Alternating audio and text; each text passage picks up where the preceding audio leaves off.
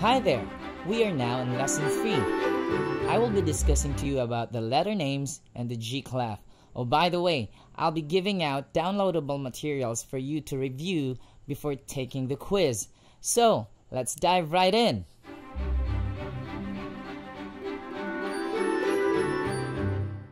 All you have to do is remember the first 7 letters of the alphabet. That would be A, B, C, D, E, F, and G.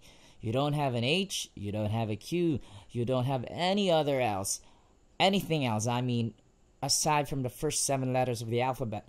But you start with C in music because every letter name has an equivalent singing name.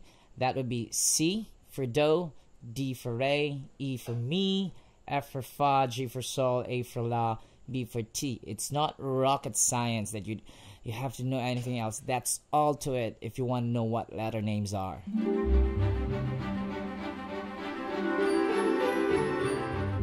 Next up is the G or the treble clef. What are clefs? A clef is a symbol placed at the beginning of a line of music that establishes the letter names of the lines and the spaces of the staff. What does that mean? Let's simplify things. First of all, let's understand what the word clef means. Clef is a French word for key. The key to unlocking the mystery of the staff is actually the clef.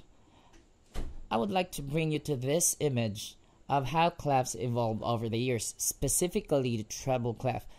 Previously or historically, composers would write on their staff letters to tell to the performer that the letter that they mean what's on the staff. So if they write a G on this line, they would be reading the staff with that line to be the G.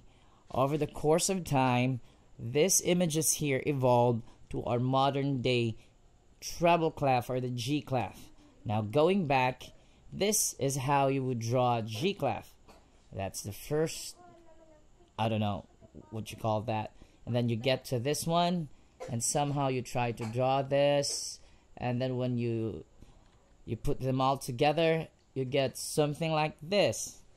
The treble clef establishes the note G on the second line. Remember that it's called the G clef or the treble clef because it establishes or it tells you where to find your G on the staff. And in this case, if you are confronted with a treble clef, you would always know that the G is in the second line. Now, if you look at this figure, we know that the G is in the second line of the staff. Therefore, whatever letter comes after or before G can be deciphered thanks to the key or the clef, that is the treble clef. So if G is your second line, it would simply mean the second space after the second line would be A. Then next would be B, and it would be easy for anybody who's reading music to identify which letters are on what lines or spaces.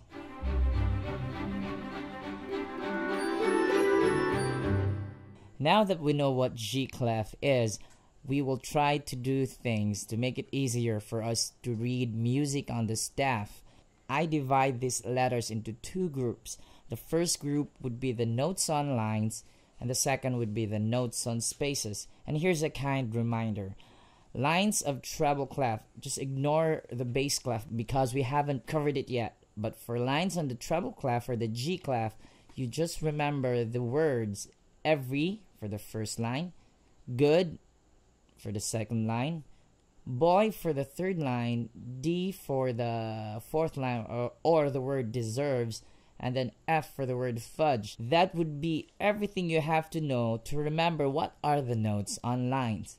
Now, if we go to the notes on spaces of a G staff, you would realize that it forms the word face. F for the first space or the first letter, A for the second space, C for the third space, and E for the fourth space. That's all you have to do to remember what are the notes within the staff if it would fall on a line or on a space. Hey, I actually made a quiz for you about the lessons we've discussed here in this video. I'm actually sharing some courses online on my website. You can also take some quizzes to see if you have actually learned something. You can share it with your friends. And the best part is, it's free. Go now and register.